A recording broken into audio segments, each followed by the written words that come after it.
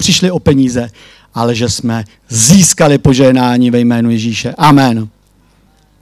A teď mi dovolte, abych přivítal naše milé hosty, Petra Minárika s jeho manželkou, kteří přijeli ne z dalekého východu, ani z blízkého východu, ale ze Slovenska, z naší blízké přátelské země.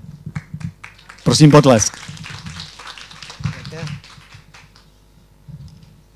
Haleluja, takže tešíme sa, že sme medzi vami. Boli sme tu v jeseni, niekedy tak. Niekedy sme tu boli. Tak sa tešíme, že napredujete a túžime potom, aby práca sa znásobila mnohorakým spôsobom. A na začiatok by som dal mojej manželke, keď už cestovala toľko, jak vravel brat, aby sa vám aj ona prihovorila. Áno, ďakujem veľmi pekne. S radosťou to robím, lebo naozaj trošku mi tak bolo ľúto cez týždeň, lebo všeličo sme zažívali, mali sme nejaké zdravotné problémy so svokrou, už to vyzeralo, že možno ani neprídem. Ja som mala aj s očami niečo, potom ešte prišiel taký útok, že vlastne dutiny, akoby hlas som začala strácať a v tomto všetkom tak si hovorím, no páne, ja asi nebudem môcť ísť do tej Prahy a už som vnímala aj takú nervozitu trochu, že je mi to ľúto, lebo tak som sa tešila. A potom som si vlastne uvedomila, že musíš sa upokojiť, odovzdať veci pánovi, lebo to je to najdôležitejšie. A jedno miesto vám chcem vlastne povedať, v ktorom som aj tak našla pokoj a je veľmi dôležité, aby sme si vždy vedeli uvedomiť, že je to Izaiáš 26.3. Človeka, ktorého myseľ je opretá na teba, Bože, zachováš v pokoji. Áno, v pokoji, lebo sa nadeje na teba. A preto nadejte sa na Hospodina na večné veky, pretože v Hospodinovi je skala vekov.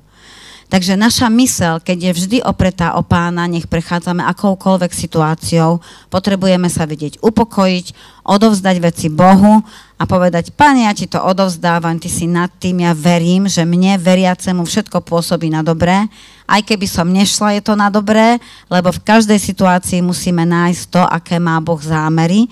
A tak ja som vlastne upokojila svoju myseľ, a vlastne vždy sa snažím tak si ju upriamiť na Pána a vedieť, odovzdať tie veci. A to je to najdôležitejšie a pripomínať si aj tie Božie zasľúbenia.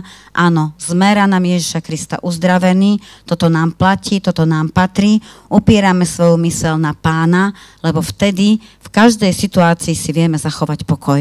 Takže sama som sa aj takto povzbudila a bola som vďačná nakoniec, že ďakujem ti, Pane, že všetko sa to vyriešilo, svokra je doma, je schopná pomaličky sama chodiť, ja som tiež v poriadku, som zdravá, tak som sa tešila a vidím, že vďaka Bohu rastiete, napredujete a tešíme sa aj za tú možnosť tu prísť a sme vďační Bohu, že môžeme vidieť, ako Božie kráľovstvo rastie. Ale vždy, v každom čase upriamme svoju myseľ na Pána, lebo len Boh nám vie dať ten pokoj do každej situácie. Takže buďte požehnaní a príjmite slovo od kazateľa. Amen. Halleluja. Takže vďaka Pánovi. Ako sa máte? Jak sa vám žije? Prežívate rôzne veci? Ako to zvykne byť?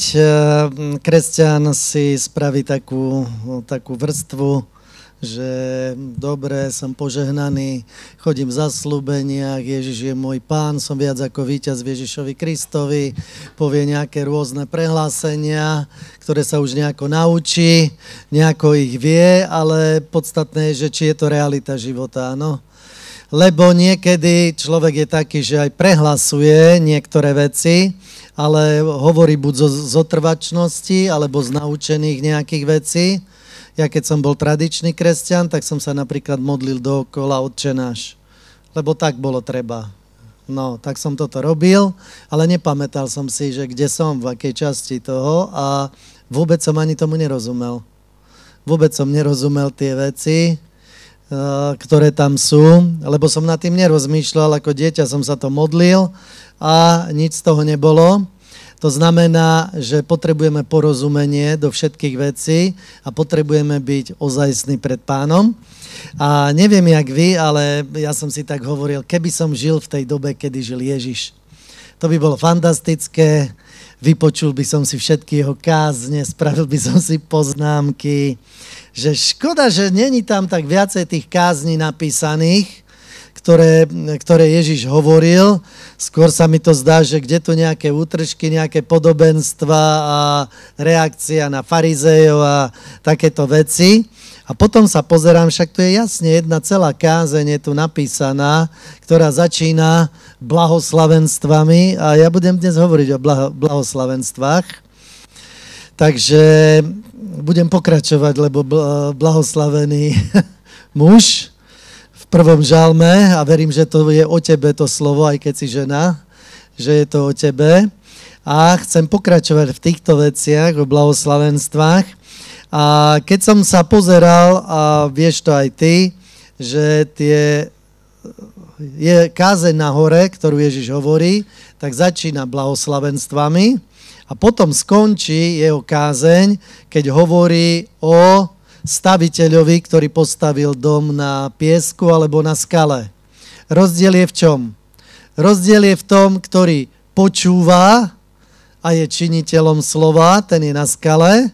A potom je taký, ktorý počúva, ale nezobral si to do srdca a nejedná na základe Božieho slova a ten zažije celkom iný životný údel.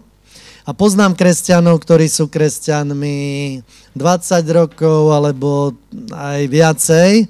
A jak je to možné, že zrazu kresťan príde k takým názorom, že sa celý pokazí, že nejaká malá vec ho vie naštvať, spraví to svojím nejakým rozhodnutím, že tými poškodili, tými ublížili, tými niečo spravili a bolo to v cirkvi. Kto je na vine? Cirkev je na vine, už len ja a Boh a s cirkvou mi dajte pokoj a všelijaké takéto veci. A poznám ľudia, ktorí sa takto vzbúrili, odišli, možno aj vy takých poznáte, dúfam, že vy takí nie ste. A podstatné je to, že výsledok toho, že sa človek vie do takéhoto stavu dostať, je presne to, že či si činiteľom, alebo či si len poslucháčom Božieho slova. A stále sa s tým stretávam, že nejakí ľudia sa vedia pokaziť a urobia to, že nejaké hodnoty, oni im dajú oveľa vyššiu laťku, ako im dáva Boh a na základe toho potom on chce naplnenie nejakého slova a aj pozná Bibliu, však farizei napríklad tí najlepšie vedeli Bibliu, vedeli na spamäť Izaiáša, to nevieš asi ani ty, ani ja, a keby som aj vedel, tak ešte tomu ani nerozumiem. A myslím si, že farizei tiež tomu vôbec nerozumeli, aj keď to vedeli na spamäť. Takže nie je to o tom, je to o tom, že keď vieme činiť Božie slovo, tak vtedy prichádza to, že stále vieš nahmatať Božiu priazeň, stále vieš uchopiť tú niť Božieho vedenia, do každej situácie, v ktorej sa nachádzaš, tak vieš nájsť riešenie, potom nerobíš nejaké fatálne zlé rozhodnutia. To znamená, spravíš nejaký pokus omyl, však to je normálne, všetko skúšajte, dobre podržte, ale podstatné je, že vždy sa vieš napraviť, vždy vieš narovnať cestu a vždy vieš uchopiť Božie vedenie. Takýto má byť život kresťana a keď som si takto prečítal celú túto kázeň Ježišovu, tak vlastne dotýka sa všetkých oblastí, rozoberá tam prikázania, ktoré boli v starej zmluve a Ježiš ich dal laťku nižšie alebo vyššie. Je tam napríklad, že nescudzoložíš. Však nescudzoložil som. Ale Ježiš povie, kto pozrie na ženu žiadostivým pohľadom, už s ňou cudzoložil. Však som sa ja ani nedotkol. Áno, ale ako prichádza hriech? Nikdy to nepríde tak, aha, scudzoložil som, ani ma to nenapadlo. Nie, najprv je myšlienka, potom je že človek tú myšlienku nezastaví, potom sa s ňou pohráva, potom si to začne predstavovať, aké by to bolo a potom to vykoná. Takže všimni si, preto Ježiš hovorí, že keď si dovolil svojej mysli, aby sa pustila do takéhoto rozmýšľania, tak skončí to zle. Nie je otázka, či to skončí zle, ale to je jasné, otázka už je len kedy. Za aký čas. A preto som bol z toho taký, že prečo tam nie je v Biblii viacej Ježišových kázni? Lebo napríklad aj my mnoho vecí kážeme a všimol som si, že Ježiš to vôbec nekázal. Teraz akú to má výšku alebo hodnotu? Aké dôrazy my dávame na veci? Čo je pre nás dôležité a čo nie? A keď Ježiš začína, alebo poviem ešte inú vec, že keď som takto rozmýšľal, tak vyvstal mi verš, ktorý hovorí, ale toto je napísané, to hovorí Ján na konci Evanjelia, že keby to, čo Ježiš povedal a čo vykonal, keby sa zapísal celý svet, by nestačil, všetok papier by sa minul na to, čo Ježiš vykonal, že by sa to zapísalo, ale Božie slovo hovorí, ale toto je napísané, aby ste mali vieru a aby ste mali v nej život. To znamená, všetky kázne, všetko, čo potrebuješ vedieť, všetko je napísané v Božom slove. Amen. Takže je tam všetko. A jedna taká celistvá kázeň, ktorá začína v Matúšovi v 5. kapitole a začína blahoslavenstvami. A tieto blahoslavenstvá, čo to je blahoslavený? Blahoslavený je šťastný a blahoslavený je požehnaný. Ten, kto je požehnaný, tak ten je blahoslavený a Ježiš začne túto svoju kázeň a povie 8 týchto požehnaní. Keď povieme blahoslavený, neviem, čo to znamená po česky, ale keď Slovákovi povie, že niekto je blahoslavený, tak čo to znamená? V prvej rade, že je mŕtvy, že už zomrel. Lebo je to náboženský výraz. Za druhé to znamená, že niekde o ňom niečo povedala hlava katolíckej cirkvi a premiestnili ho, že on je ten, ktorý sa dostal do neba a ktorý má nejaké zásluhy, pre ktoré sa takýmto stal. Ale prvá vec je, že je mŕtvy, áno. Že už to má za sebou, áno, život na zemi. Takže toto v žiadnom prípade nie je blahoslavenstvo, áno. Odkedy sme sa znovu zrodili, už sme len živí a ani zomrieť nemôžeme. Lebo sme prešli zo smrti do života a s Kristom spolu kráľujeme na Otcovom tróne. Amen. Takže slovo blahoslavený si treba vymeniť za slovo požehnaný a Ježiš začne s tým, že hovorí blahoslavenstva, čiže on hovorí postoje požehnaných ľudí. On vysloví 8 postojov, ktoré sú dôležité na to, aby tvoj život bol požehnaný a aby bol požehnaním. Takže toto je dôležité, aby sme si vedeli zobrať a preto chcem hovoriť o týchto blahoslavenstvách, čiže požehnaniach. Požehnaný znamená, že máš je to udelenie sily k naplneniu životného poslania človeka a k úspešnej realizácii jeho životného povolania. Toto je požehnanie. Je to táto schopnosť a sila a v podstate dostať od Boha moc k úspechu. Toto je požehnanie. Nech to nie sú tie plevy hnané vlastnou nejakou silou. A teda pozrieme sa, nebudeme čítať celú kázeň Ježišovu, lebo končí 7. kapitolou, ale záver je, aby prišla schopnosť na tvoj život, aby požehnanie nebolo také, jak keď začínali počítačové hry, tak to bola taký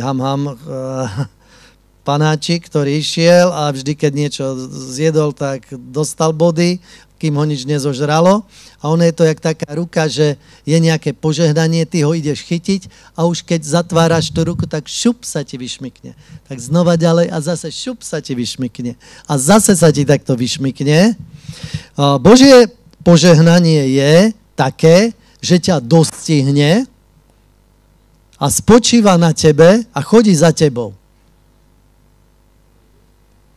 Je to na 2 miestach. Na schvál ich nebudem hovoriť, ale na 2 miestach je, že máme žiť tak, že požehnanie naháňa teba a nie, že ty si človek, ktorý nič iné nerobí v živote, len naháňa požehnanie a vždy tesne predtým, jak ho chytí, tak sa mu vyšmykne, ako keď máš mokrú ruku a chytíš mydlo, tak vystrelí, keď ho stisneš.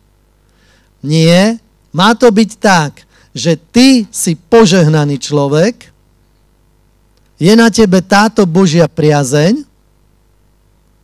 a kadiaľ chodíš, požehnanie sa prispalo niekde. A kde je? Aha, tam je, rýchlo za ním. A požehnanie naháňa teba, aby ťa dostihlo a Ježiš začne túto svoju kázeň takýmito slovami, kedy vyriekne týchto 8 požehnaní, aby si dostal moc k úspechu a naplneniu poslania, ktoré Boh má pre teba. Takže poďme si pozrieť tieto postoje, tieto blahoslavenstva, že budeš sa mať blaho a budeš slávny. Takže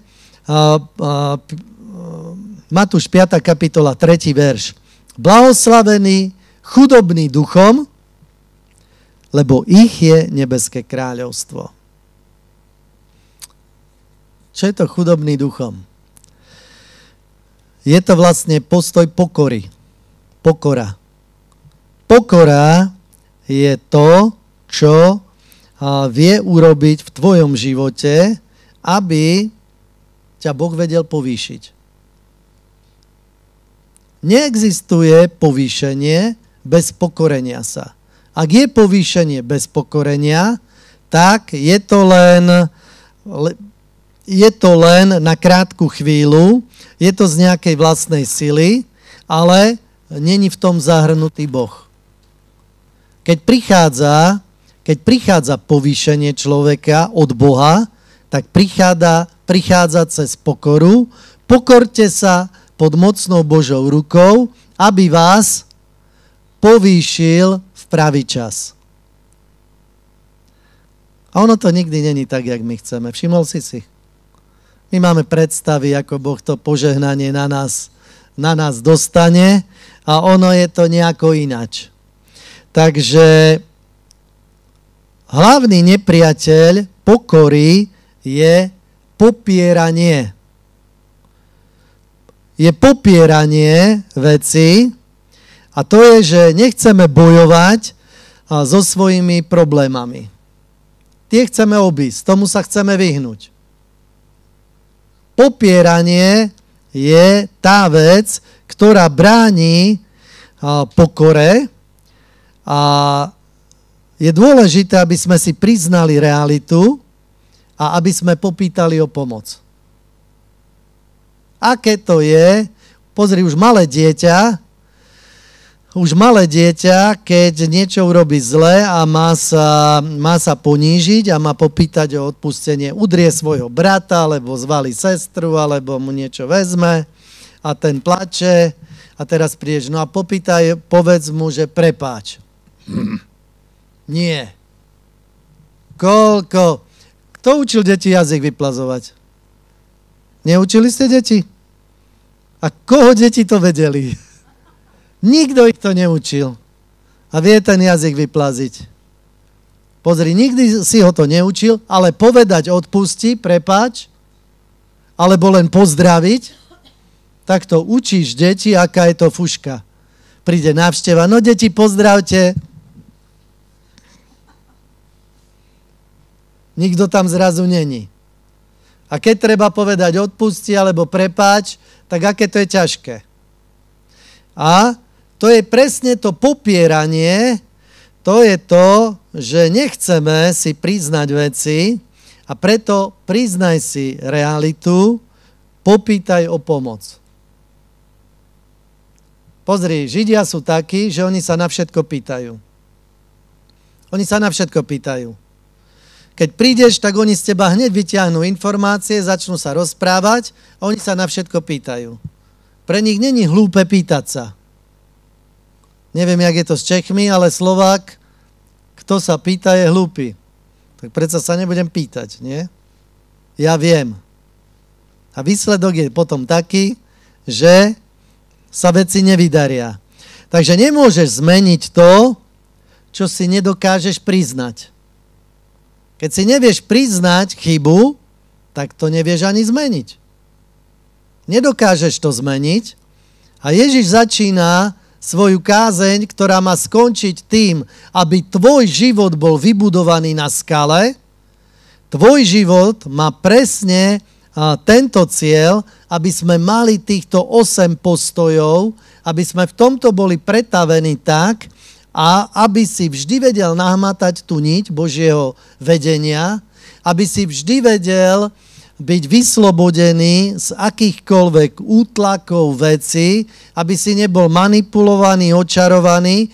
A prvá vec je, že si musíš priznať realitu a nesmieš popierať realitu, takže len vtedy vieš zmeniť veci, keď si ich vieš priznať. Čiže zbav sa pocitu hanby.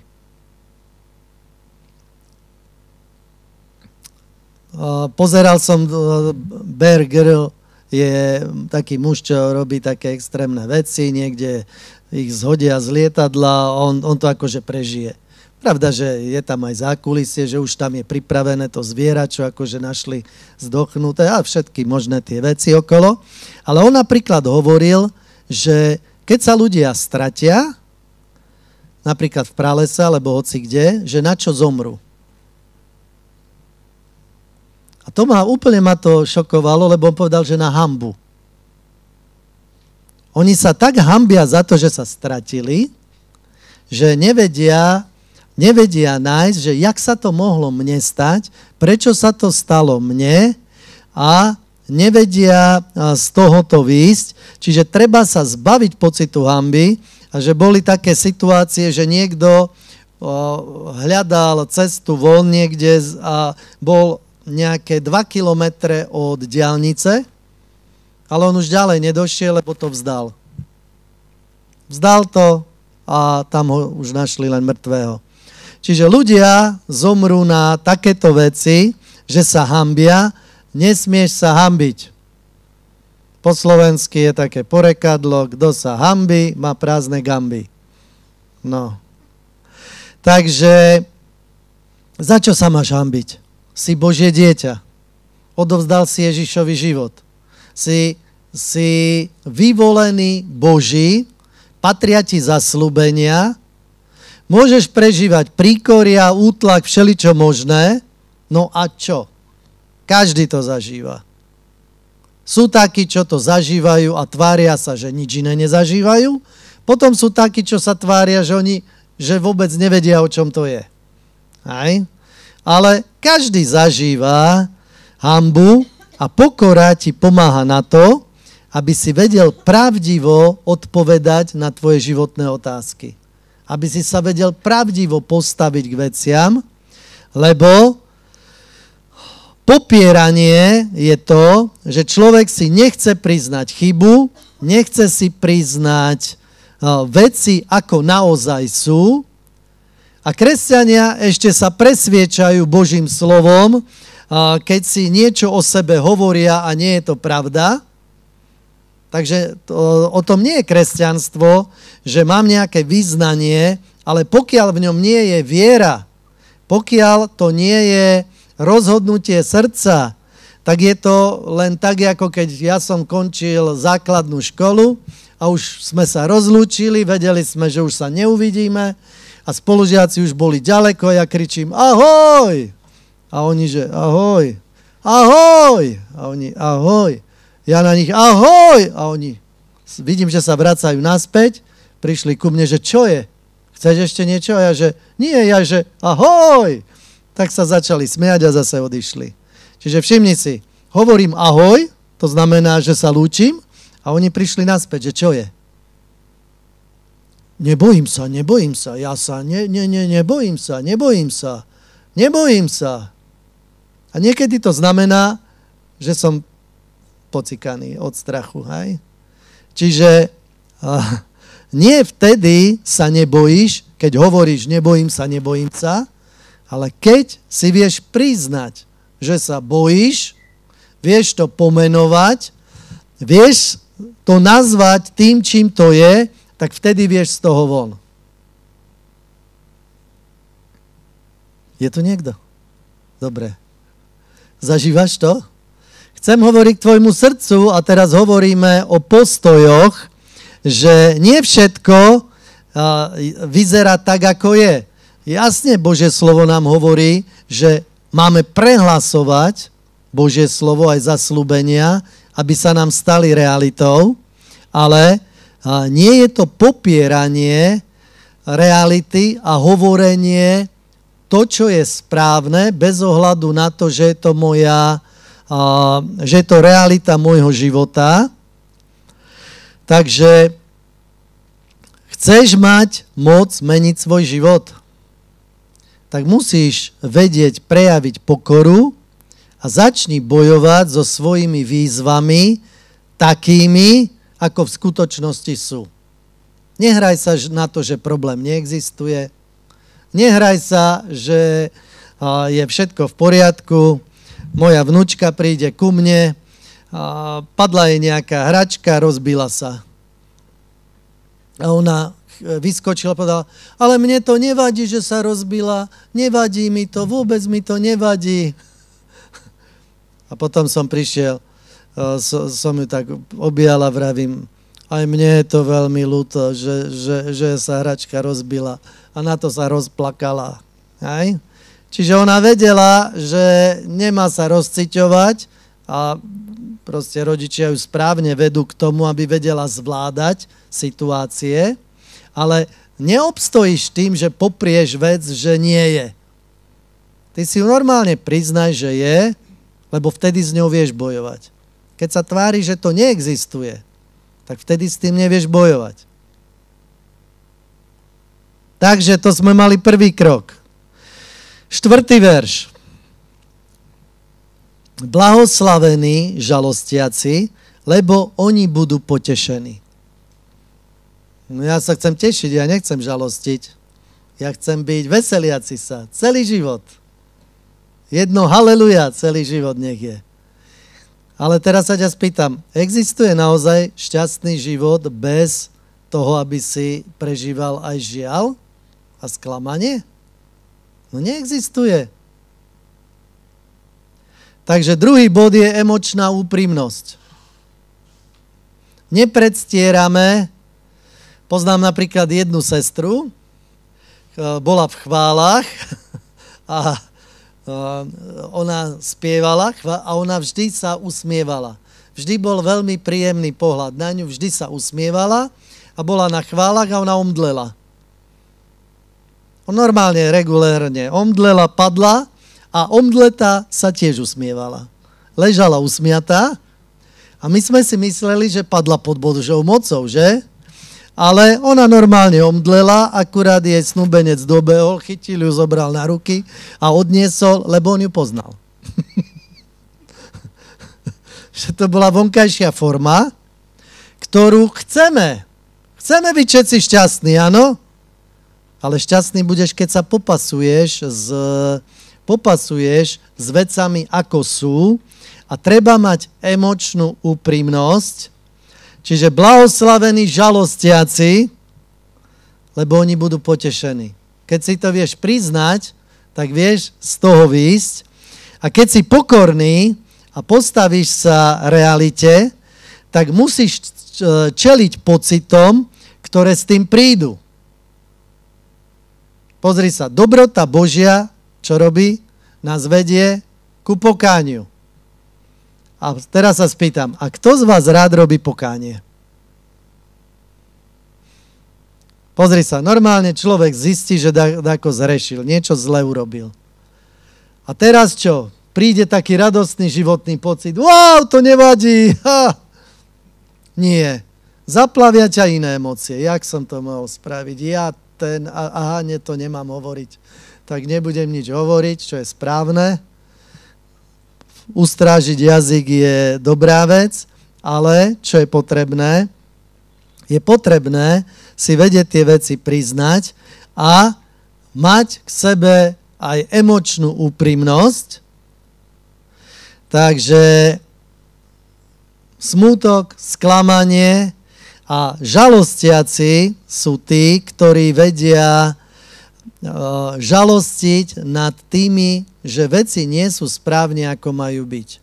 A teraz dobrota Božia ťa vedie k tomu, aby si to vyznal ako hriech, ale niečo vnútri v tebe hovorí, že nechce, človeku sa to do toho nechce. Ale keď to spravíš, čo sa stane? Zaplaví ťa obrovská radosť. Áno? Nie, môžeš sa kľudne cítiť takisto blbo ako predtým, ale si to Bohu vyznal. Poznáš to, či hovorím len za seba? Kto sa už s tým stretol? Ste tu? Vľavo už som videl nejakých, že tu sú, dobre. Takže toto je emočná úprimnosť a vieš, že ťa to niečo stojí, pokánie ťa vždy niečo stojí a snaha v človečine je vyhnúť sa tomu. Nechceš to. Utiec pred tým. Takže nepopieraj, nepotláčaj svoje emócie, netvár sa, že si niekým iným. Prežívať úzkosť, bolesť, žiaľ je normálne. Pravda, že nie keď si ju navodzuješ. Sú zase ľudia, ktorí robia to, že stále si pripomínajú z minulosti, čo zle sa stalo a keď si to pripomenieš, tak sa navrátia aj tie pocity s tým spojené. K tomuto sa treba cielene rozhodnúť, že toto nebudeš robiť a keď aj odpustíš, keď sa vzdáš nejakých výčitiek, alebo prečo sa to tak stalo, keby som to urobil tak a keď sa vzdáš týchto vecí, keď tomu zomrieš, tak normálne sa nasťahujú dobré pocity a príde dobrý životný pocit na tvoj život. Amen. Žalm 34, 7, 8 verš prečítam. Tento biedný volal a Hospodin počul a vyslobodil ho zo všetkých jeho úzkostí a zachránil. Takže tento biedný volal, kričal. Niekedy aj ty môžeš byť biedný v nejakej veci. Je tak? Nie, ja som chlap, hrdina, dub, stroj. Mne sa nič také nemôže stať. A môže. A často ľudia popierajú svoje pocity, nechce si priznať, ako sa veci majú, ale lepšie je, keď si to priznáš, keď to povieš Bohu, keď Bohu vyleješ svoje srdce a potom vie prísť upokojenie, lebo Boh je Bohom potešenia. A tento biedný volal, takže volaj k Bohu, Hospodin počul, vyslobodil ho zo všetkých jeho úzkostí a zachránil. Takže bolo treba volať, bolo treba povedať a vtedy vie prísť vyslobodenie a výjdenie z tých vecí.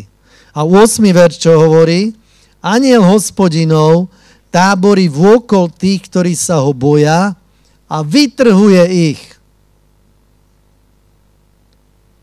A všimni si, srdečný a emotívny človek je príťažlivý človek. Nie? Akých ľudí máš rád? Takí, ktorí sú takí srdeční, ozajstní. Pozrieš sa na ňo A to není taký naškrobený, že áno, dobre, hej, áno, dobre sa mám, nie, nič ma netrápi a ty sa máš ako... A vidíš, že aj ja, že vôbec do ňoho nevidíš. Ja mám rád takých ľudí, do ktorých vidíš. Príde do zboru a je celý hotový, hej? A ty sa ho spýtaš, ako sa máš? A vieš čo, dobobral som aj toto, aj tamto, ale prišiel som sa povzbudiť, Pán mi pomôže. A viem, že to je prechodný stav, ale idem dopredu. A príde s tým istým problémom druhý, vidíš, že je zbytý a sa ho spýtaš, potrebuješ niečo, alebo môžem ti... Nie, všetko je v najlepšom poriadku. A nejaký si taký posmutnelý. Odmietam v mene Ježiš, ja som v poriadku, všetko je fajn. Dobre, tak už mu nič nemôžeš povedať, lebo on je v poriadku. Ale ja nie som vždy v poriadku. Ty si vždy v poriadku. Lebo keď povieš, že áno, tak presne robíš to, že zapieráš emócie, zapieráš realitu, lebo nikto nie je taký, že je vždy v poriadku. Ježiš bol vždy v poriadku. Pozri, volá, Otče, Bože môj, prečo si ma opustil? Úplne jasne vedel, že Boh od neho odišiel. Bol v poriadku Ježiš?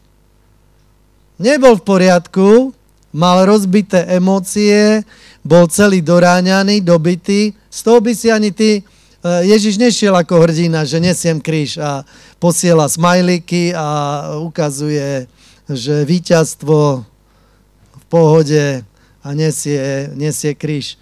Môžem ti pomôcť, daj pokoj, Jožko z Arimatie, ja si to odnesiem až do konca. Nie. Ježiš znáša veci, potom tam prídu ženy, plačú nad ním a Ježiš im povie, neplačte nado mnou, plačte nad sebou. Keď toto robia so zelenou olivou, čo bude s vami? A ženičky sa pozerali na seba a hovoria, vidíš, už mu to preskakuje, už je na tom fakt veľmi zle. Nie, Ježiš bol v poriadku, emočne, ale hovoril, kde je ozajstný problém. Čiže ľudia sa vedia rozcítiť pre mnoho vecí, kde netreba a potom zapierajú svoje pocity tam, kde treba. A naozaj srdečný, emotívny človek je veľmi príťažlivý. Takých ľudí máš rád, nie? S takými chceš byť, v ich prítomnosti sa cítiš dobre. Keď on pred tebou povie, že dačo dobabral, tak normálne ti je lepšie, lebo vidíš, že keď aj ty si dačo dobabral, no tak si normálny, nie? Nemusíš sa tváriť, že všetko je fajn a pritom odpadávaš alebo niečo. Takže buďme normálni. Takže toto je správne, príjemné a majme túto emočnú úprimnosť. Prečítajme si Jakub 5.16 a ešte si uvedom aj to, že vieš si vyliať srdce pred Pánom, alebo nosíš takú nejakú falošnú masku a tváriš sa, že všetko je v poriadku. Pozri, keď spojíš pokoru a emočnú úprimnosť, tak tvojim vyznaním bude pravda. Vtedy stojíš v pravde. Nie keď presviečaš seba, všetko je na nič, ale ty sa presviečaš, že ako to je a nie je. A aj ty to vieš, ale snažíš sa to svojim vyznaním urobiť. Ja nie som proti vyznávaniu a prehlasovaniu slova, ale ja hovorím teraz o postojoch. Áno? Takže čítame Jakub 5.16. Teda, vyznávajte si jeden druhému hriechy a modlite sa druh za druha, aby ste boli uzdravení. Mnoho vládze modlitba spravodlivého pôsobiaca. Tento verš zvykneme používať na to, že je dobre, keď nevieš sám poriešiť veci, tak chod za niekým, pred ním to vyznaj a budeš mať istotu, že si to Bohu povedal, už ťa tá vec nebude obťažovať a tlačiť, to je v poriadku, ale všimni si, že má to aj iný význam, že vyznávajte si navzájom hriechy, modlite sa jeden za druhého, aby ste boli uzdravení. To znamená, aby si bol citovo zdravý, duševne zdravý, emočne, aby si bol silný človek, ktorý vie uniesť ťarchy a tlaky, lebo ja si myslím, že není pred nami doba, že budeme happy. Nevieš, čo príde, aké veci sa budú diať a na to, aby si obstal, potrebuješ byť zrelý, duchovne silný, emočne silný, aby si vedel dobrým premáhať zle. Takže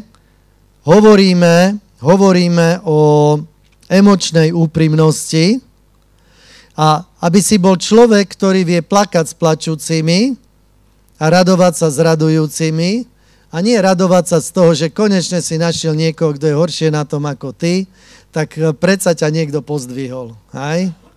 Nie som na tom až tak zle ako on. To bol jeden taký, čo sa modlil v chráme a hovoril, ďakujem ti Bože, že nie som jak ten v rohu, ten posledný, ten hriešník, ja dávam desiatky, pôstím sa. A vymenoval správne veci, ktoré treba robiť. Iba, že on opovrhol tým druhým a ten povedal, Bože, buď milostivý mne hriešnému. Takže, a Ježiš sa pýta, ktorý odišiel ospravedlnený. A správna odpoveď bola ten, ktorý sa bil do hrude a vravel, buď milostivý mne hriešnemu. Ale potom sú zase ľudia, čo si vezmu, aj tak, že netreba sa postiť, netreba sa modliť, netreba dávať desiatky. A keď si prečítaš kázeň, v 6. kapitole to máš, že Ježiš automaticky počíta, že kresťan tieto veci robí. Bol som v zbore, ale všetci sú tam také psie čumáky ľadové, taký studený. Tak už to tak moc neprežívam. Na čo tam vlastne chodím? Vieš čo, kto niečo také povie, tak to je presne to, že chce zvaliť svoj stav, v akom je, na zbor. Pravda, že pastor je vždy na vine, nie? Kto iný. Hej? A chcú na tú druhú stranu dať, že tam je problém. A keby títo boli iní, tak ja by som sa mal ináč. Nie. Ty musíš byť človek, ktorý je emočne zdravý, ktorý si vie priznať svoje chyby a pozri sa, keď toto, čo sme teraz prečítali, keď vieme si medzi sebou povedať aj svoje zlyhania. Nie len, že všetko sa ti darí, na čo si siahol, na čo siahla tvoja ruka, všetko sa podarilo. Lebo tak to nie je. Je to tak? Je to zasľúbené v Božom slove. Nech sa ti tak deje. Ale bude sa ti diať vtedy, keď budeš emočne úprimný. Prišiel muž do zboru a dcéra mala zlomenú ruku. A hovorí mu, čo sa stalo a tak. Všetko je v najlepšom poriadku. Všetko je tak, jak má byť. A teraz sa pýtam, naozaj? Naozaj to je správne, že keď si takto zlomí ruku, že všetko je, jak má byť? Podľa mňa to nie je správne. Čo si ty myslíš? No nie je to správne. Kto si myslí, že je to správne? Kto si myslí, že to je nesprávne? Aleluja. Kto sa zdržal hlasovania?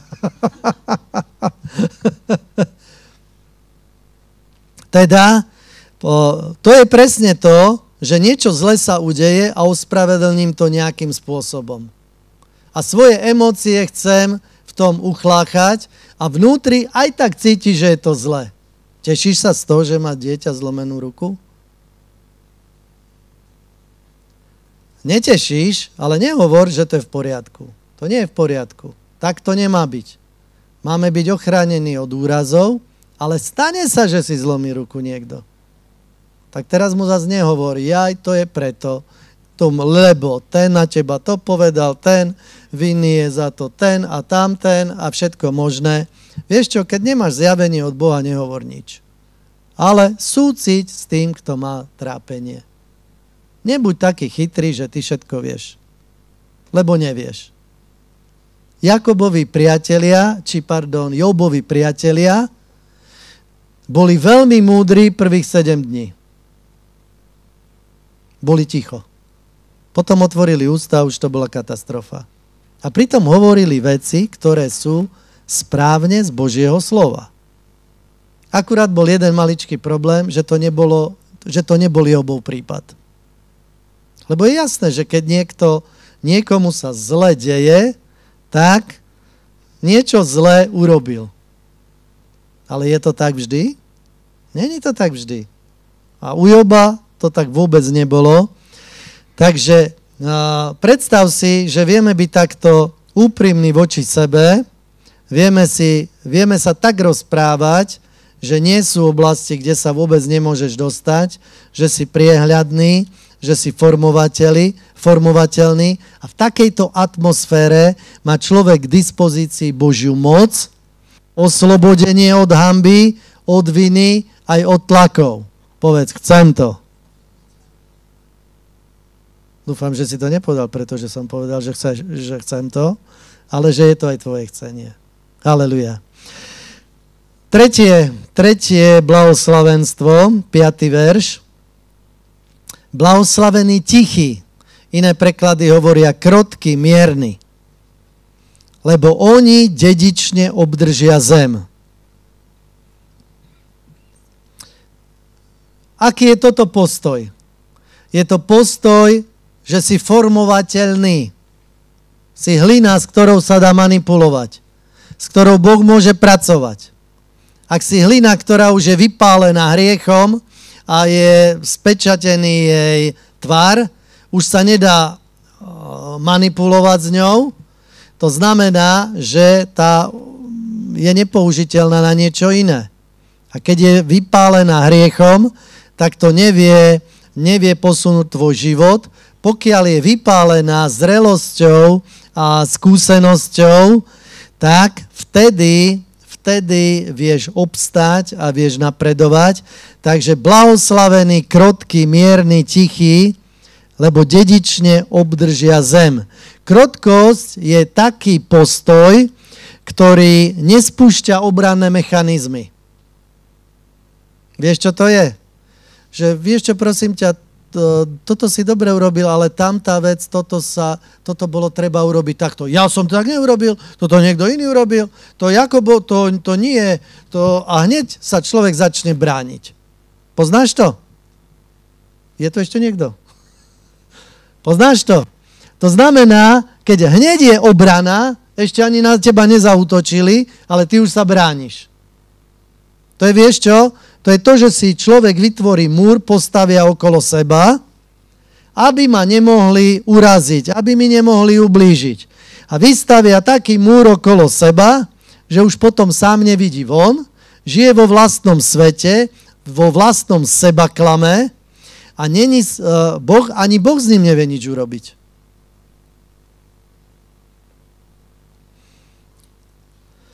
Božie slovo hovorí, že máme byť k niečomu pomalí. Pomaly hovoriť, to znamená brániť sa v tom, že hneď sa obraňujeme slovami. To som nebol ja, to niekto iný musel urobiť, to ja neviem. A hneď, čo si to urobila? Aha, to si nebola ty, dobre. To som bol ja. Hej? Nepoznáte? Nežijete s niekým náhodou? Na ňom si to najrychlejšie vyskúšaš. Kto mi to tu spravil? Kde si mi dala? Hej? A pritom ja som to preložil, ja som to spravil a tak ďalej. Ale hneď sa bránime a nikto na nás ani nezautočil. Čiže tichý, krotký, mierny, to je presne taký, ktorý sa nechá formovať a ktorý je pomaly hovoriť, potom je pomaly hnevať sa, pomaly do hnevu. Jaj, to je nepríjemné, že? Lebo v tom vieme byť celkom rýchli, nie? Jak rýchlo sa vieš nahnevať? Ideme vyskúšať?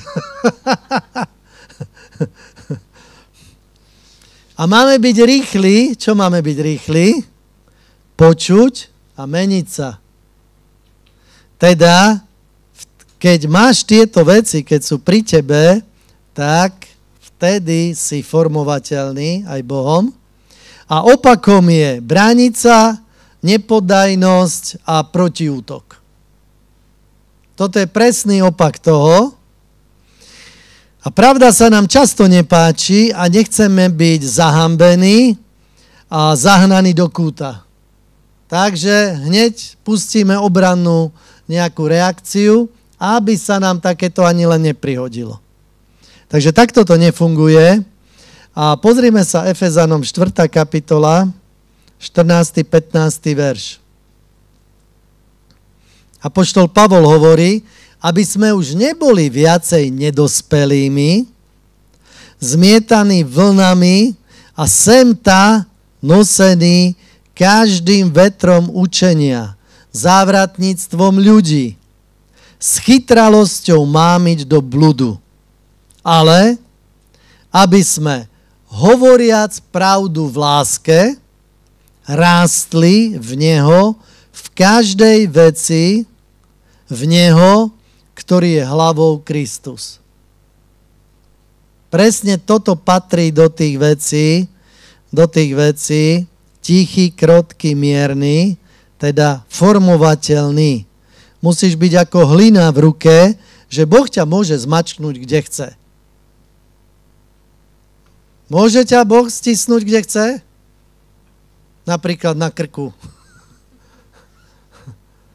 Dovolíš mu, aby do každej oblasti tvojho života mohol hovoriť? Áno, Pane, chcem uzdravenie, chcem oslobodenie, ale to, jak ja žijem, koho to zaujíma? Však už dnes sme moderní, dnes žiť rodina, to není jediný model, jak sa žije. Aj? No, keď toto niekto Bohu hovorí, tak není formovateľný a Boh jasne povedal, ako sa veci majú. Takže nefunguje to a toto sú postoje, ktoré keď ich nadobudneme a budeme si ich strážiť, aby sme v nich stáli, tak stále budeš vedieť nahmatať cieľ, stále budeš vedieť prijať slovo od Boha, stále sa bude vedieť tvoj život pozitívnym smerom pohnúť dopredu, ale ono to bolí, keď sa niekto stisne. Tak je. A toto nechceme. Nie, nie, nie. Ale treba sa k tomu vydať. Keď ti majú pichnúť injekciu, tak není to príjemné, človek sa tomu bráni, malé dieťa musíš držať, lebo najradšej by ušlo, alebo to spraviť tak, že o tom nevie, že ho niečím zaujmeš, tu sa pozerá a tu ho pichneš. Ale vždy to niečo stojí. A teraz sa ťa spýtam, veci, ktoré sú hodnotami v tvojom živote, prišli len tak samé, alebo ťa niečo stáli? Vždy ťa niečo stáli. A čím sú cennejšie, tým to viacej bolí, tým väčšiu cenu musíš zaplatiť a tým väčšiu hodnotu musíš dať. Keby bol Ježiš taký, že by nemal napríklad túto vlastnosť, tak by vôbec nešiel na kríž, lebo to bude bolieť. A všimni si, ako sa Ježiš modlil. Všetko môžem v mojom Bohu, ktorý ma posilňuje a takto idem na kríž. Nie, Ježiš sa modlí, ak ma môže minúť tento kalich, tak ja do toho nejdem. Ak je iná možnosť spasiť človeka, tak ja nechcem ísť do toho. Akú dostal Ježiš odpoveď? Žiadnu. To poznáš, nie? Už si dostal takú odpoveď. A niekedy sa modlím, o Bože, ďakujem ti, že si ma nevypočul. Lebo často som sa modlil veľmi hlúpe modlitby. A veľmi som chcel, aby ma Boh vypočul a našťastie ma nevypočul. A Ježiša otec nevypočul. Lebo nebola iná možnosť, ako zachrániť teba aj mňa. A potom sa modlí, Ježiš sa modlí, že Otče, nie moja vôľa, ale tvoja nech sa stane. A vidíš, toto je formovateľnosť, že som ochotný, Bože, jednaj, pracuj so mnou, nech sa deje čokoľvek, ja chcem naplniť a chcem vstúpiť do tých vecí, ktoré pre mňa máš. Ale to bolí. Áno. No a čo? Ale keď pozerám na cieľ, tak viem, že sa to oplatí. A ustojím to. Keď nevidíš cieľ, utečieš. Keď vidíš cieľ, zostaneš. Na konci tunela vždy musí byť svetlo. Nech je to akákoľvek, nech je to aj údolie smrti, ktorým prechádzaš, ale vieš, čo je na konci, čo je na druhej strane. Preto vieš obstáť. Hovoriac pravdu v láske. Takto potrebujeme rásť v Neho, v každej veci v Neho, ktorý je hlavou Kristus. A 2. Tesalonickým 2:10 hovorí, že medzi tými, ktorí hynú, pretože neprijali lásku k pravde, aby boli spasení. Takže vidíš, to sú tí, ktorí nie sú formovateľní, lebo pravdu chcú len tú, ktorá súhlasí s tým, čo chcú aj oni. Napríklad sú prikázania, že nezosmilníš. Hej? Už som počul také výroky, že ja milujem, však to je moja priateľka, ja milujem až za hranicu hriechu. Všimni si, jak môže niekto dať čo také povedať? A tvrdí, že verí v Boha. Keď je to za hranicu hriechu, tak je to hriech. V nebi nebude žiaden hriech. Čo to je za láska, keď na ňu treba hrešiť? Nie, to není láska, to je to, že človek prekrúti veci a ja sa vždy potrebujem podriadiť Bohu, čiže musím mať lásku k pravde a mám hovoriť druhým lásku v pravde. Pravdu v láske, tak. Čiže mám hovoriť lásku, či pravdu druhým, ale potrebujem ju hovoriť v láske a potrebujem milovať pravdu. To je jedno, či sa mi hodí, alebo nie. Príde za mnou niekto, hovorí, pastor, čokoľvek mi povieš, tak ja to budem robiť. A ja vravím, dobre, je to tvoje rozhodnutie? Áno. Dobre. No a ja potom povzbudený tým, čo povedal, ja mu niečo poviem. A to máš jak mačičku, keď hladkáš ju po srsti, áno, tak čo robí mačička vtedy? Počuješ, krásne pradie, ešte tak napne chrbátik, aby tak lepšie si ju tak poškrapkal, celá je šťastná a potom urob, že škrabni ju presne naopak. Tak sa pozrie na teba a zdrhne, keď ideš proti srsti. No, prečo? Lebo to už mačičke nesedí. Vtedy nepradie, vtedy ťa môže poškrábať. A ten istý brat, ktorý vraví, pastor, vieš, a Ježiš mal takých, hovorili, Ježiš, s tebou aj na smrť. A ostatní, ten Peter je ale hrdina. A ja. A ako to bolo? Ježiš hovorí, počúvaj ma, keď budeš počuť kázeň kohúta, tak budeš počuť od kohúta 2 kázne, ale ty stihneš medzi tým 3 krát ma zaprieť. Ja nikdy. A ostatní, ani ja. A ja si myslím, že to hovorili úprimne. A sám som prišiel na to, že ja sám sa neviem zaručiť za seba. Že keď prídu nejaké ťažké krízové situácie, ja neviem, či ja viem obstať. Peter podľa mňa netáral, keď hovoril, že aj na smrť pôjdem s tebou. Však on bol ochotný dokonca ísť tam, aby mu to mohli povedať, aby mohol počuť toho kohúta. Ostatní už boli dávno preč. Jeden z učeníkov, keď ho chytili, tak nechal šaty a bežal nahý, aby zmizol. A Peter sa dostal do tej situácie, ale keď viem a prišiel som na to, že sa neviem sám za seba zaručiť, že nie som taký hrdina, tak vtedy príde sila priznať si to a keď si to priznáš, tak vtedy vieš uchopiť to, že budeš vedieť obstať aj v zlej situácii. Keď tvrdíš, že mne sa nemôže stať, tak rovno si nepriateľovi ponúkol, že tu je oblasť, v ktorej ma môžeš vyskúšať. Mne sa toto nemôže stať.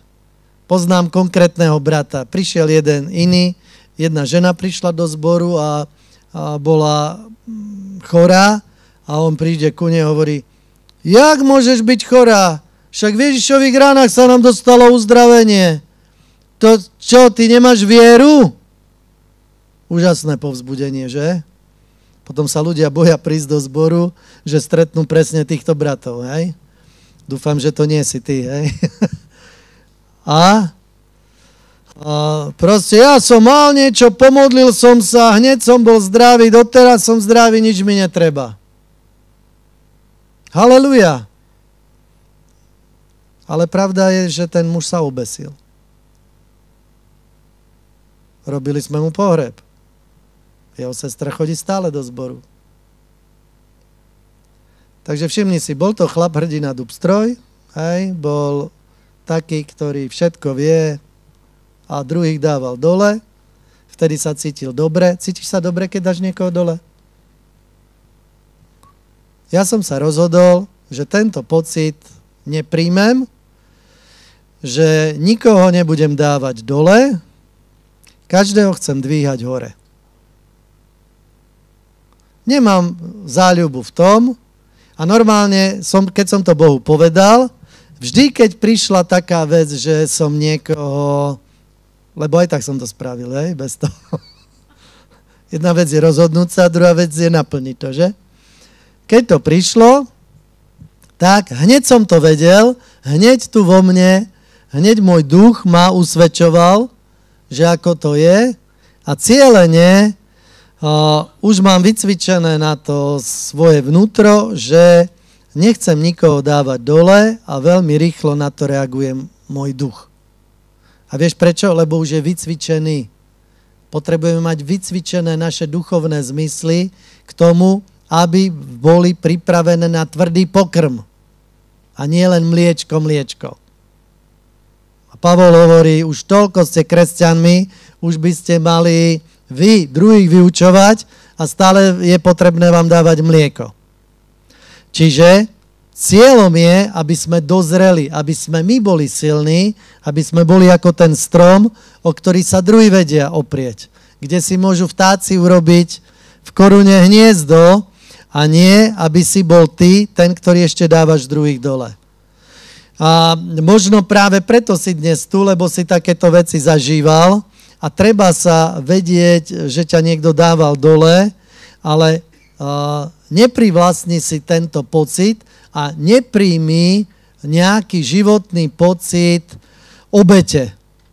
Že ty si obeť, mne ublížili, so mnou sa život nemaznal a tí druhí, jak si žijú. Keď sa postavíš do pozície obete, tak sa ňou staneš. Nie som žiadna obeť, ja cez všetko prejdem, Pán ma pozdvihne, bez ohľadu na to, že to môže bolieť, ja pôjdem dopredu. Ale ty si nezažil to, čo som ja zažil. A ja poviem, keď mi toto niekto hovorí, často mi to ľudia hovoria, poviem, vďaka Bohu, ani to nechcem zažiť. No vidíš, tak ty mi nerozumieš, lebo si to nezažil. Ja tomu nemusím rozumieť. Keď je dačo hriech, nepotrebujem tomu rozumieť. Nemusím to tiež urobiť, aby som tomu rozumel. Keď tebe niekto ublížil, tak ty môžeš vedieť, že nemusia tomu druhý rozumieť, ale keď začne človek rozprávať, ty mi nerozumieš a mne nikto nerozumie, lebo nikto ste nezažili to, čo ja, Tak to môžeme všetci povedať. Teraz sa rýchlo obrať na druhé povedz. Ani ty nevieš, čo som ja zažil. Nikto ste nezažili to, čo ja. No, to by bolo fantastické spoločenstvo, že? Nie. Koho zaujíma, čo si ty zažil? Máš tomu zomrieť, ak to bolo zlé, je to za tebou. Vyznaj to, ak to bolo zlé. Osloboď sa od toho a neťahaj to ako gulu železnú na reťazi za sebou. Celý život. A každému ukazuješ, pozri, čo ja ťahám. Koho to zaujíma? Koho to zaujíma? Nikoho to nezaujíma. A keď to budeš ešte každému rozprávať, každý ťa obíde, lebo už to nechce viacej počuť.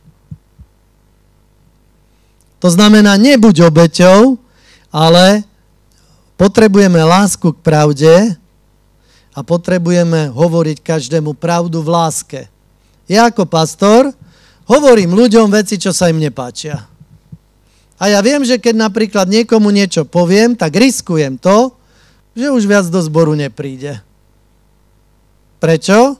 Lebo mu nepoviem to, čo chce počuť, ale mu poviem to, čo je realita.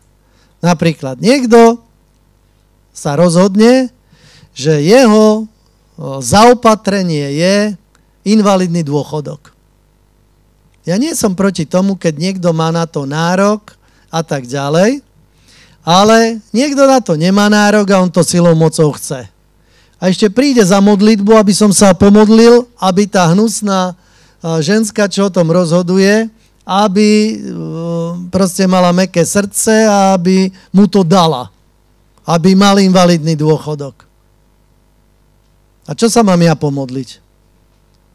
Prosím, Pane, nech sa jej niečo stane, nech zíde z mysle, nech spraví chybu, alebo čo len, nech dostane náš brat invalidný dôchodok. No a potom mu to zamietnú, tak príde, že pastor, nedostal som tam invalidný dôchodok, ale ešte tu cirkev. Hej? A moja odpoveď je, že cirkev je miesto, kde sa peniaze prinášajú a nie kde sa odnášajú. A potom niekto napríklad, keď som povedal túto vetu, tak mi začal veľmi sproste nadávať, všelijaké orgány a všetko možné spomínal, ale predtým ešte tvrdil, že je mesiánsky žid napríklad. Lebo si myslel, že to spraví. Keď bola zbierka, tak jasal a potom na konci zhromaždenia prišiel, že on je ten núdzny, komu by to zase bolo treba dať. No ja som povedal, že peniaze sa do cirkvi prinášajú a nie odnášajú. Tak okamžite bolo zle. Takže pravda, že nie sme proti núdznym, ale nie ľuďom, ktorí zneužívajú cirkev. Keď niekto zneužíva cirkev v svoj prospech, tak to hneď nahmata, že ťa niekto využíva. Máš to rád, keď ťa niekto využíva? Je to úžasný pocit, áno? Zistíš, že ťa niekto využil. Ako sa cítiš? Blbo. No a čo?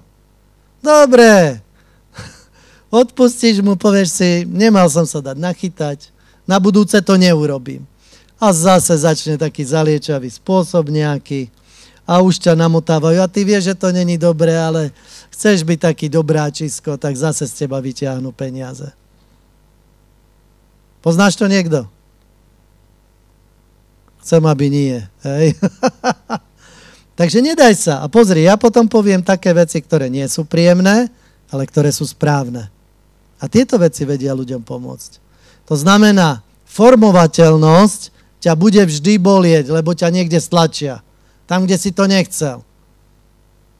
Ale keď sa necháš stlačiť, tak vyjdú zlé veci a vyformuje sa z teba nádoba na česť a na slávu. Nebudeš nočníkom, ale budeš čašou na víno. Haleluja. Takže nie je nádej na zmenu, ak si nepripustíme pravdu. A pravda ťa vyslobodí.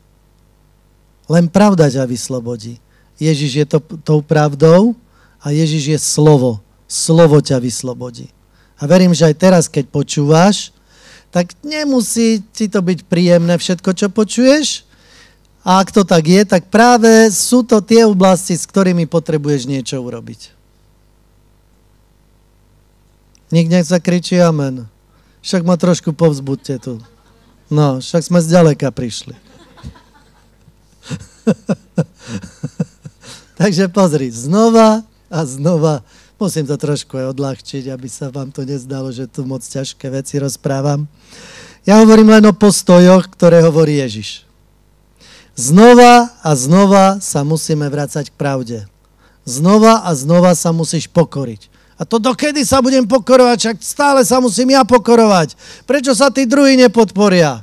A vieš, aké je na to riešenie? Že áno, znova.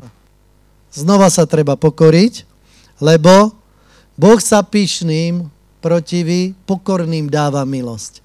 To znamená, vždy, keď si pokorný, vtedy vie prísť milosť na tvoj život. Keď sa človek nadýma, vtedy nepríde. A pozri sa, je to životný údel ľudí, ktorí boli manipulovaní a ktorí boli trápení niekým, že on zrazu sa dostane do pozície, že on môže dať niekoho dole. A vtedy si povie, wow, a už teraz nie som ja na tom mieste, kde som bol. Ale to je všetko zlé. Zas poviem konkrétny príbeh.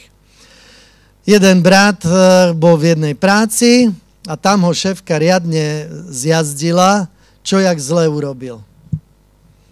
No a on potom v zbore mal nejakú službu, tak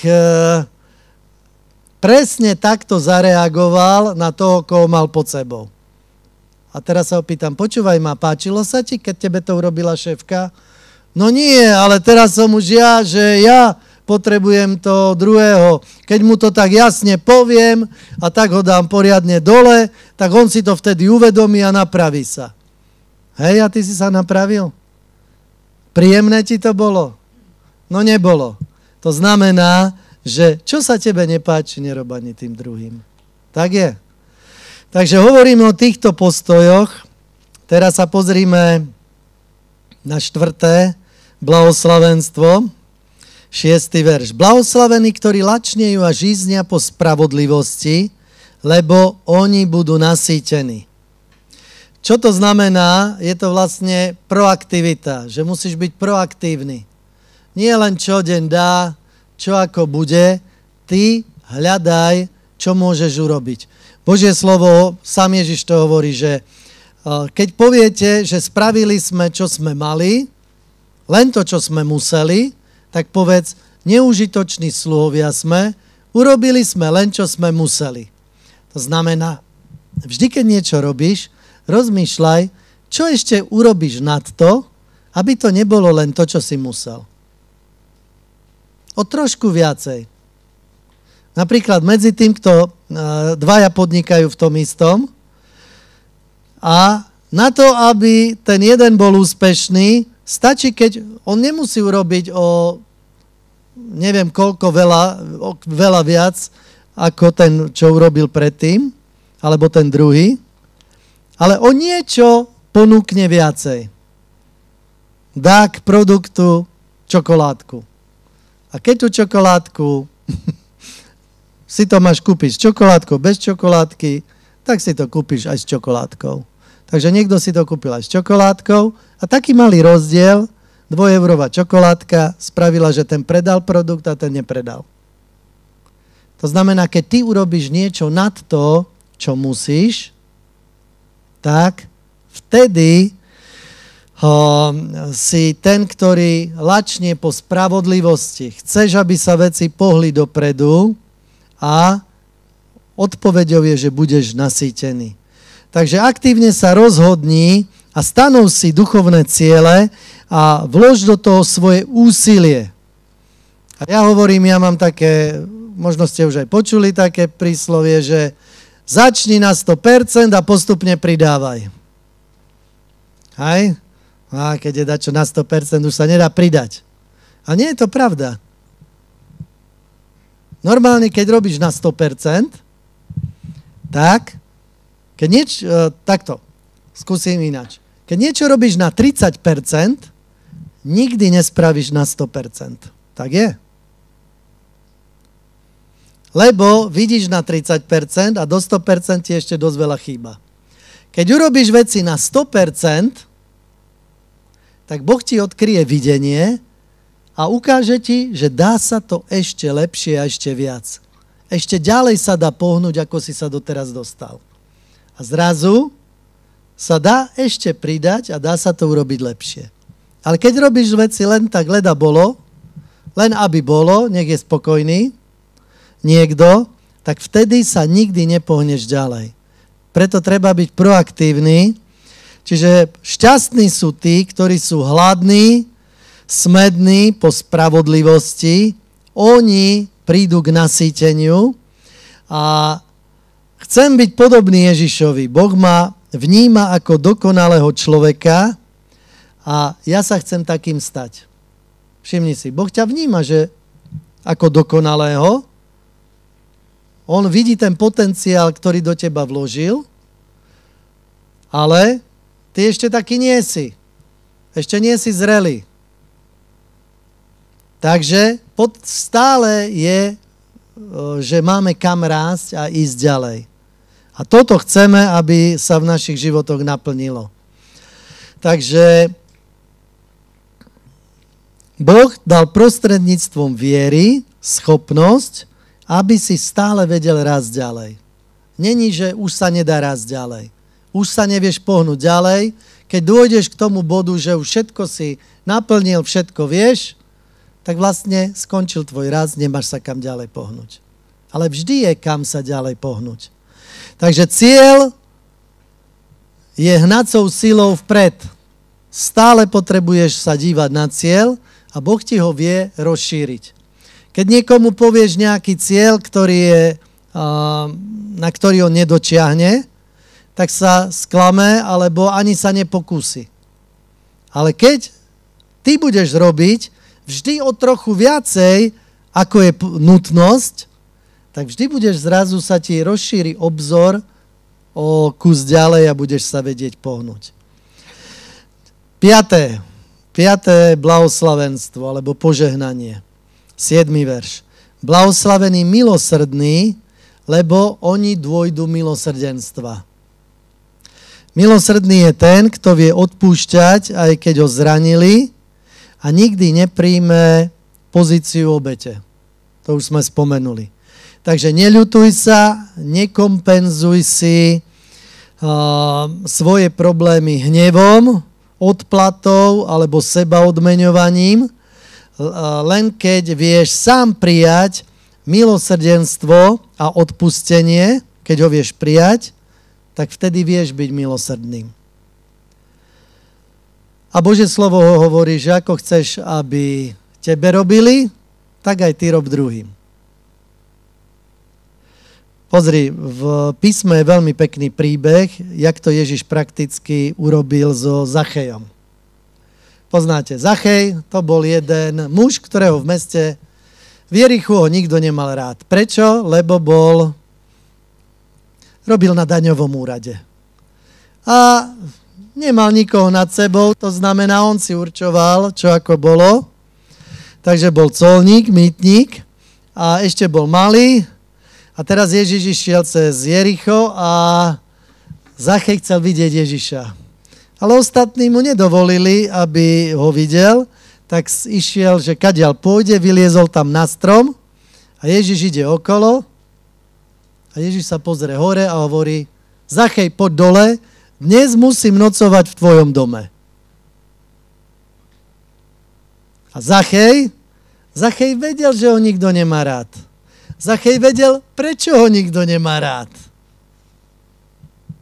A zrazu je tu jeden človek, ktorý mu dá milosť a povie mu, že chce byť u neho, že chce u neho nocovať.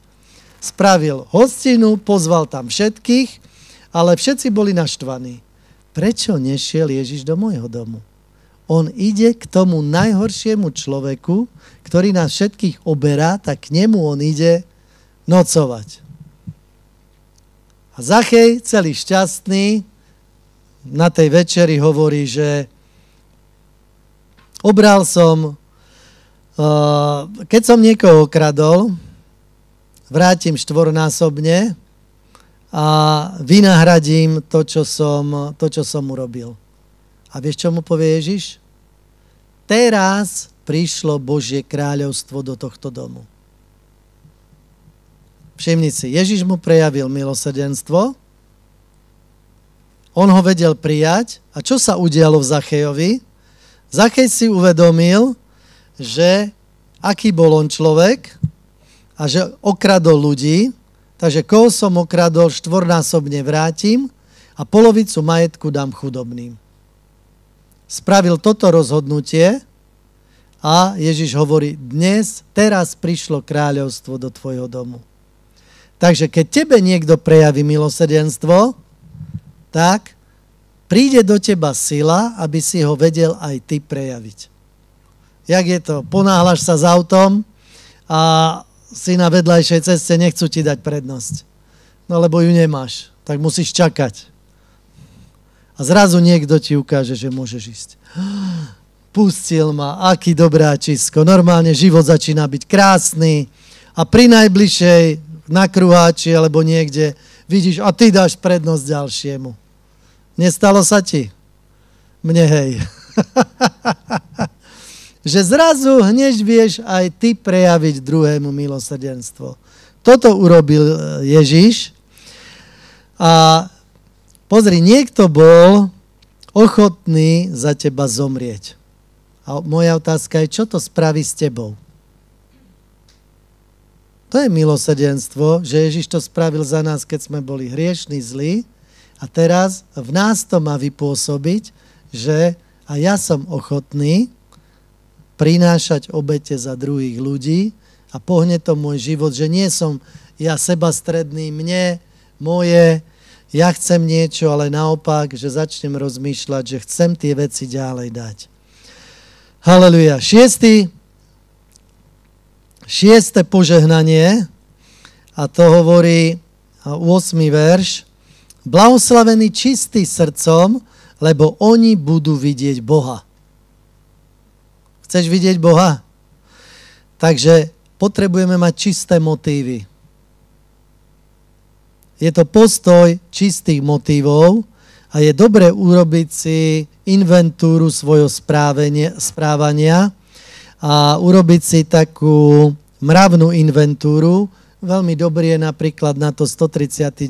žalm, kde sa modlí Dávid a hovorí: Bože, preskúmaj moje srdce, skús, či je vo mne nejaká zlá cesta, preskúmaj ma, poznaj moje myšlienky, poznaj moje srdce dnes a veď ma cestou večnosti. Takže chceme mať čisté motívy a skryté túžby a tajné presvedčenia robia z teba toho, kým si a život, aký žiješ. A pozri sa, existuje aj taký názor. Keby ľudia vedeli, čo sa vo mne odohráva, tak by ma odmietli. Že človek sa vie zlostiť, vie byť nejaký, ale navonok chce vyzerať dobre. Preto reakcia takého človeka je, že predstiera to, čo by asi ľudia chceli. Dedukuje, aká je správna odpoveď.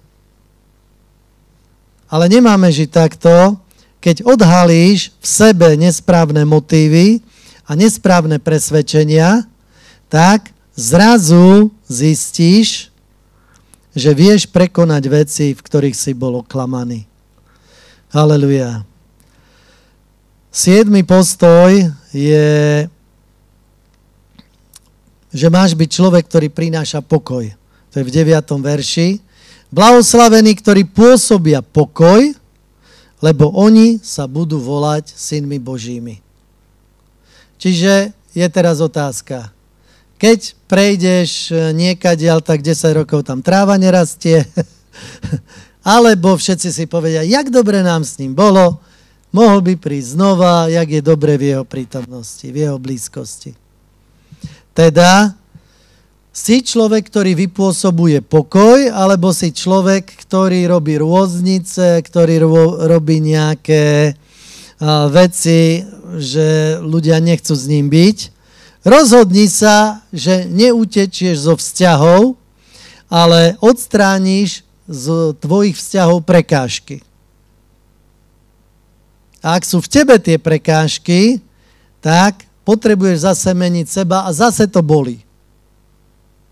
Správne postoje vždy vypôsobia tlaky, kde sa potrebujeme meniť. A teda rozvíjaj lásky plné vzťahy, buď empatický k druhým ľuďom, zaujímaj sa o nich, nebuď ten, ktorý vychrlí na druhých všetko, čo on, a ten druhý, dobre, už som to aj tak 3-krát počul, a potom sa mu snažíš vyhnúť. Milovať znamená, že pestuješ vzťahy a že sa socializuješ s druhými ľuďmi. Preto je veľmi dôležité spoločenstvo a preto sú veľmi dôležité správne postoje, lebo len vtedy vie vzniknúť dobré spoločenstvo, keď všetci chcú byť tými, ktorí prinášajú pokoj. A jasné, že raz ho prinesieš ty druhému a inokedy on tebe. Toto je v poriadku, tak to má byť. A nemusíš sa zase hrať na toho, ktorý je nad všetkým, ktorý všetko vie, ale posilníme sa a buďme tí, ktorí vedia upokojovať veci. Boli sme napríklad na jednej dovolenke a keď sme sa lúčili s tým, kto to organizoval, tak hovorí, ďakujem vám, že ste tu boli, lebo ste vedeli vniesť. Keď boli napäté situácie, vedeli ste ich odľahčiť a vedeli ste ich tak uvoľniť a vedelo to priniesť pokoj. A toto povedal človek, ktorý je nejaký budhisto-ateistický, hinduistický, ateista. Toto všetko, hej? Ale vníma to, že toto je v tebe. A toto je atraktívne. Na také miesto chceš chodiť. Jasné, že prídu ľudia, ktorí majú problémy. Možno ty si jeden z nich. Ale kto ich nemá? A teraz sa nehráme na to, že ich nemáme, ale vieme sa pohnúť a ísť dopredu. Takže pozeraj na cieľ, nie na okolnosti. A pozrieme sa teraz na posledné požehnanie, ktoré vie priniesť požehnanie na tvoj život, a to je postoj, že vieš znášať odpor a bolesť. A však celý čas si o tom hovoril. Takže je to 10. až 12. verš. Blahoslavení prenasledovaní pre spravodlivosť, lebo ich je nebeské kráľovstvo. Blahoslavení budete, keď vás budú haniť a prenasledovať a lúhajúc hovoriť na vás všetko zlé pre mňa. Už ťa hovoril niekto? Už ťa v cirkvi hovoril niekto? Aké ticho tu nastalo. Pozri sa, čo hovorí Ježiš? Ježiša koľko ohovárali? Pozri sa, keď si neúspešný človek, tak ťa nemá nikto ohovárať. Prosím ťa, nech toto nie je tvojim cieľom. Chci byť úspešný a keď už ťa niekto ohovoril, tak si povedz, ale jak som ja už na tom dobre, lebo kto nič neznamená, toho neohovárajú. Je to tak? Je to tak. Takže, blahoslavení budete, keď vás budú haniť a prenasledovať, luhajúc hovoriť na vás všetko zlé pre mňa. Radujte sa a plesajte, lebo je mnohá vaša odplata v nebesiach, lebo tak ste prenasledovali prorokov, ktorí boli pred vami. Takže potrebujeme vidieť cieľ a nie okolnosti. A Rimanom 5, 3 až 5 hovorí apoštol Pavol, no nie len to, ale sa chválime aj súženiami, vediac, že súženie pôsobí trpezlivosť. Trpezlivosť, dokázanosť a dokázanosť nádej.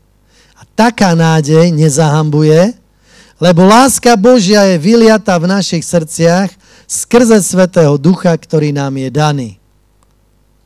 A Jakub na to povie, a toto miesto som vôbec nemal rád, a už som si ho začal zamilovávať, ale nie vždy ma baví, keď sa to deje, áno? A to je hneď v 1. kapitole 2. a 4. verš.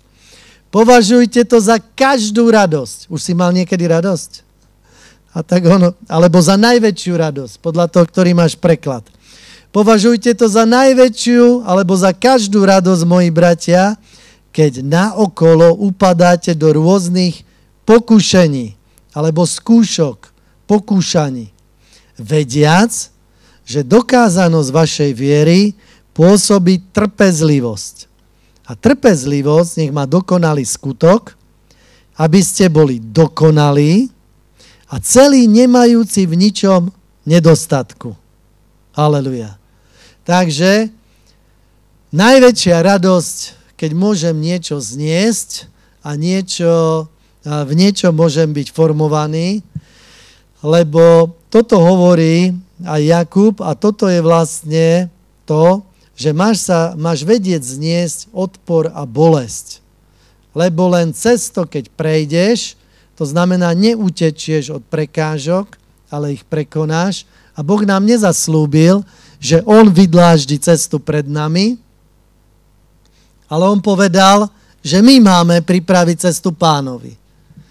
A zaslúbil nám, že v každej prekážke, v každej skúške bude s nami a s ním preskočíme aj múr. Amen.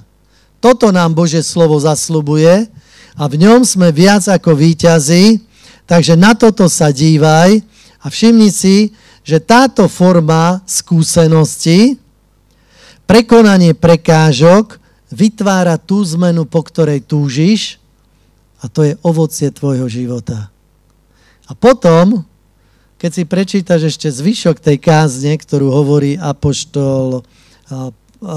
čo hovorí Ježiš, tak zistíš, že si ten človek, ktorý postavil základy, ktorý nestavia na piesku, ale vybudoval základy a teda čokoľvek príde na tvoj život.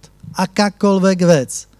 Či zdravotná, či rodinná, či vzťahová, či finančná, či čokoľvek môže prísť, tak ty budeš stáť, obstojíš, vždy nájdeš niť, Božie vedenie, vždy nájdeš priazeň, cez všetko prejdeš a prejdeš tak, že nie s odrenými ušami, ale že tu vnútri stále budeš šťastný a radostný človek. A toto ti zo srdca prajem, takže toto bolo to, čo som chcel odovzdať do tvojho vnútra. Dám domácu úlohu, dostávate domácu úlohu? Nie, s chuťou si prečítaj, vôbec to nemusíš robiť, ale s chuťou si prečítaj kázeň na hore od 5. kapitoly až po 7.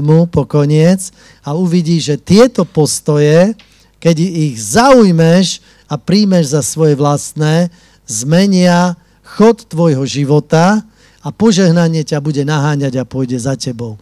Amen. Postavme sa, poprosím vás a pomodlíme sa. Prelož si to do češtiny, spravíme nejaké vyznanie. Dobre? Povedz, nebeský Oče, ďakujem ti za Pána Ježiša.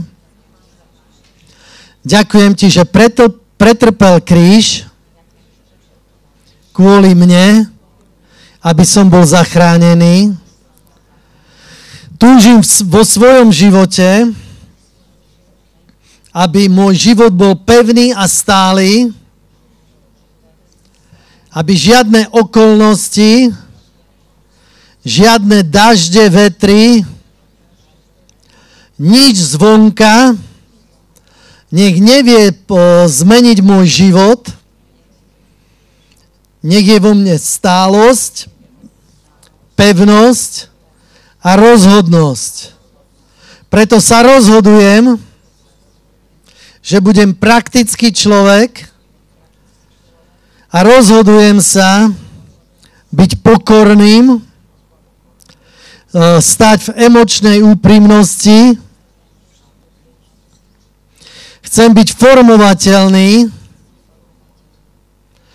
proaktívny Neurobím len to, čo musím, ale vždy chcem k tomu niečo pridať. Budem milosrdný, dávajúci milosrdenstvo druhým, lebo sám som prijal od teba. Rozhodujem sa pre čisté motívy môjho srdca, aby som videl Boha a túžim priniesť pokoj druhým ľuďom a budem znášať odpor aj bolesť, lebo pozerám nie na časné veci, ale na cieľ, ktorý mám pred očami a chcem byť tou skalou, ktorá obstojí v každom čase a chcem byť stromom, o ktorý sa vedia druhý oprieť. Chcem byť stĺpom a chcem byť takým človekom, ktorého druhí vyhľadávajú a chcú byť v jeho prítomnosti. Ďakujem ti, Pane Ježišu, že tieto postoje vyformujú vo mne charakter silného človeka a ďakujem ti, že ty si takýmto bol, takýmto si a na tvoj obraz aj teraz sa premieňam v mene Ježiš. Amen. Haleluja, sláva Pánovi. Takže nech ťa Pán veľmi požehná. Ďakujem, že ste si nás vypočuli. Bolo nám s vami fajn. Viem, že to bude niečo stáť, že to nepríde same do teba, ale teraz, keď si sa takto pomodlil, tak Svätý Duch v tebe vypôsobí, aby si do toho aj vedel vstúpiť. Amen. Ak je nejaká potreba, tak sa vieme pomodliť. Nebudem sa ale nikoho nič pýtať, ani nechcem nič počuť. Na pastoračné rozhovory máte svojho pastora, dobre? Ale chcem, ak máš nejakú potrebu, vieš ju jasne pomenovať, prídi dopredu, povedz to Pánovi, položíme na vás ruky a uchop to vierou. Nech vás Boh veľmi požehná.